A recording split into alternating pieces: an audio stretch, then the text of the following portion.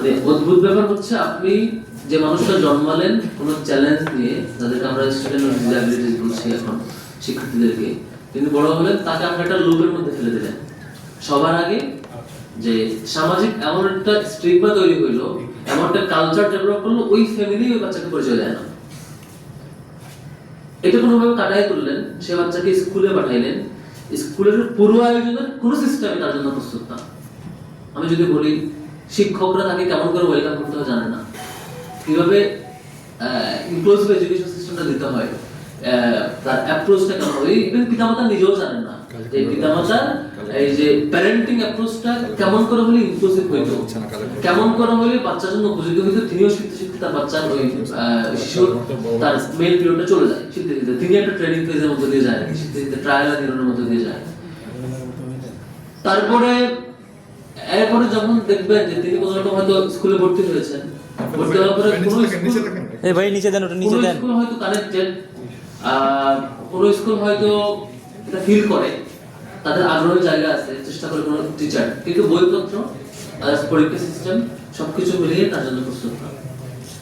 এটা প্রাইমারি স্কুলে যেমন আমার সুযোগ হয়েছে বিশ্ববিদ্যালয় থেকে শুরু করে প্রাইভেট ইউনিভার্সিটিজ এবং প্রাইমারি স্কুল পর্যন্ত যেতে, একদম সরজমিনে তাদের ফিডব্যাক দিতে, যেখানে দেখি ফিজিক্যালি তারা চ্যালেঞ্জ ফেস করে, হিয়ারিং এর চ্যালেঞ্জ ফেস করে, ভিজুয়াল চ্যালেঞ্জ ফেস করে, নানা রকমের চ্যালেঞ্জ স্টাইল আছে।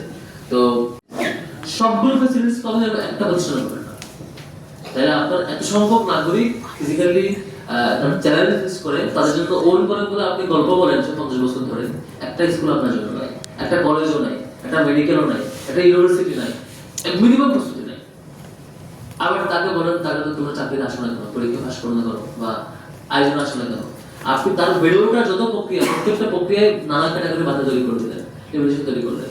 তো আমরা মানে বিশ্ববিদ্যালয়েও এই ধরনের জটিলতা দেখছি। সবচেয়ে দুঃখজনক হচ্ছে ওই শিক্ষার্থী, আমার বন্ধুরা ছিল, আমার ব্যাচমেটও ছিলেন, একজন বউ যিনি আমার ডিপার্টমেন্টের সাথে ক্লাস করতাম, নাইমুল্লাহ আমার বন্ধু, একসাথে একই হলে ছিলাম।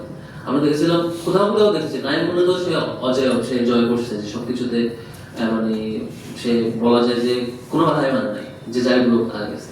কিন্তু একটা বড় সংখ্যক শিক্ষার্থী তারা ওই ক্লাসরুমে নিজস্ব এনভায়রনমেন্টে, নিজস্ব কমিউনিটিতে নিজের সেই পরিচয়টা দিতে আনইজি করে, যে আমার ইনহিবিশনটা আছে। কেন আনইজি করে? বাকিরা তাকে এটা নিয়ে ওই নামেই ডাকে, ওইটা নিয়ে তর্ক করে। আপনার আলোচনা হয়েছে সবাই প্রতিবন্ধকতা উচ্চারণ করছিলেন, যেখানে আমরা হয়তো প্রতিবন্ধকতা ডিমোটিভেট করে না বলার জন্য, যে আমরা স্পেশাল চাইল্ড বলার চেষ্টা করি, বা হচ্ছে আগে তিনি শিক্ষার্থী তার একাডেমিক বলে স্টুডেন্ট উইথ ডিসএবিলিটিস এরকম বলে, আরো অন্য তাকে রেসপেক্ট দেওয়ার চেষ্টা করে। কিন্তু বাস্তবে যেটা একাডেমিক যেটা সুন্দর শোনায়, বা আমাদের মন্ত্রীরা টক শোতে সেটা বলে, প্রেস কনফারেন্স বলে, বাস্তবে লোকাল এরিয়া পর্যন্ত মানুষের এই সেন্সটা চেঞ্জ করা, মানুষের অ্যাপ্রোচটা চেঞ্জ করা, এই আমাদের এরকম ফিজিক্যালি চ্যালেঞ্জ স্টুডেন্টদেরকে বা এই পিপলকে মানুষকে রিসিভ করার যে প্রবণতা তৈরি করার কোনো প্রচেষ্টা নাই। দিবসগুলো যায়, প্রোগ্রামগুলো যায়, আপনি একটা বছরও কখনো দেখবেন না যে একদম top to bottom Dhaka university থেকে রুরাল এরিয়া পর্যন্ত কোনো ক্যাম্পেইন গভর্নমেন্ট করেছে, কোনো ধরনের তার রিসোর্স কাজে লাগে, বিটিভি তার রিসোর্স বা অন্যান্য মিনিস্ট্রি যে ক্যাম্পেইন, তারা দেখবেন একটা প্রোগ্রাম হলে পুরো শহর শাখায় দেয় তাদের ক্যাম্পেইনে লক্ষ কোটি টাকা খরচ করে। কিন্তু মানুষের এই বোঝাপড়া চেঞ্জ করা, তাকে রেসপেক্ট করা, তাকে মিনিমাম স্পেস দেওয়া, তার পেইনটা বোঝা, তাকে একটুখানি জায়গা তৈরি করে দেওয়ার চেষ্টা করা দরকার। এই পড়াশোনা একাডেমিক জায়গা নয়,